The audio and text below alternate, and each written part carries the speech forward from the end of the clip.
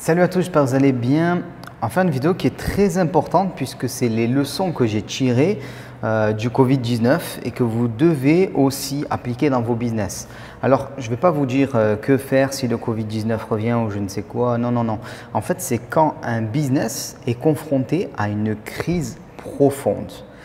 Et on a tous été confrontés à une crise profonde avec le Covid-19. C'était une crise particulière, mais j'ai voulu retirer, on va dire, la substantifique moelle de ce qui s'est passé et retenir 6 leçons de cette crise qui a été désastreuse.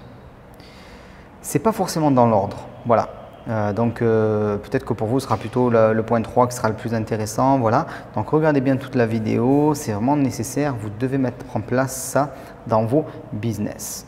Premier point que j'ai relevé qui est particulièrement important, c'est d'avoir une relation directe avec vos clients, vos prospects, votre audience en fait. Si vous dépendez d'un intermédiaire, vous êtes en danger. Alors ça, on l'a vu dans le Covid, des entreprises qui se cassent la gueule et du coup qui ne permettent plus de faire le lien avec des personnes qui sont censées être vos clients. Donc c'est vous qui devez avoir la relation, vous devez la maîtriser de A à Z. C'est vraiment super important parce qu'en temps de crise, on peut vous couper les vivres entre guillemets et ça peut sauter. Donc si ce n'est pas votre cas aujourd'hui, passez à une relation directe et maîtrisée avec vos clients. Deuxième point, votre business il doit être rustique. Il doit être réduit au strict minimum en quelque sorte. Alors le strict minimum, ça ne veut pas dire que vous devez créer un business qui va rester petit toute sa vie entre guillemets. C'est que vous ne devez pas être en surcapacité. Et ça on le voit, quand il y a une crise, la première chose que font les entreprises, c'est supprimer tout ce qui n'est pas nécessaire. Mais ça en fait, ça ne devrait pas arriver.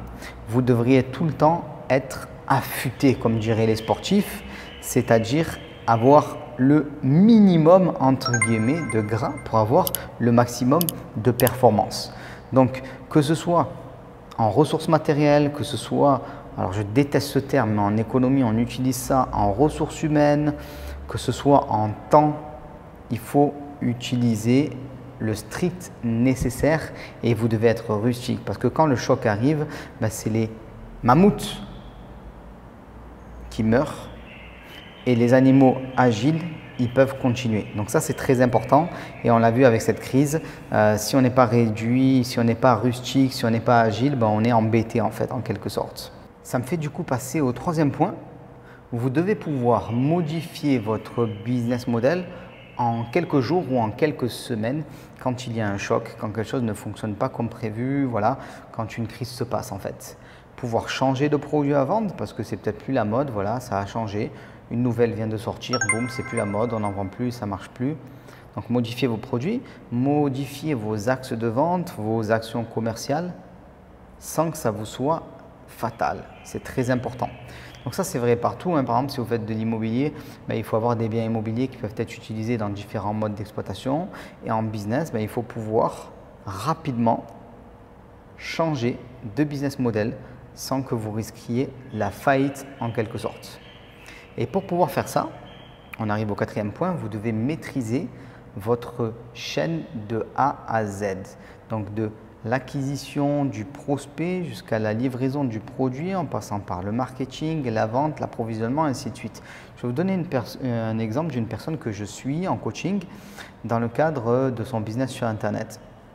Elle a délégué la vente de ses produits à un prestataire, donc qui fait la publicité pour elle, qui fait même du closing par téléphone. Mais depuis qu'elle fait ça, ça ne fonctionne plus. C'est-à-dire que quand elle faisait les choses, ça fonctionnait et elle a donné ça à un prestataire et ça s'est écroulé. Le prestataire ne fait pas ce qu'il faut et aujourd'hui ils sont en conflit. Donc votre chaîne, vous devez la maîtriser. Ça ne veut pas dire que vous n'allez pas avoir des freelances, ainsi de suite, mais ce doit être une personne qui intervient dans une partie qui n'est pas cruciale, qui n'est pas vitale. Et là, en l'occurrence, cette partie de vente, elle est vitale. Et si c'est mal fait, c'est pas bon. Et si jamais c'est bien fait et que vous êtes dépendant de cette personne, c'est pas bon non plus. Tout le monde doit pouvoir être remplaçable dans un business. C'est très important. J'ai même envie de dire, à commencer par vous, ça vous permettra d'avoir plus de vacances. Mais ce que je veux dire par là, c'est que vous devez avoir une vraie chaîne avec des personnes identifiées. Vous devez maîtriser cette chaîne. Donc que ce soit les intervenants, les personnes que vous pouvez avoir dans votre business ou toutes les étapes de l'acquisition jusqu'à la livraison du produit, jusqu'au service après-vente. 5e point, votre produit doit être indispensable, même en temps de crise. Alors, c'est quoi indispensable en temps de crise? On va dire finalement, la seule chose qui est indispensable, c'est la nourriture et avoir un toit sur la tête. Ouais, mais il y a aussi beaucoup d'autres choses qui, en temps de crise économique, sont indispensables. Par exemple, la possibilité de se former pour trouver un nouvel emploi, pour trouver une nouvelle source de revenus et ainsi de suite.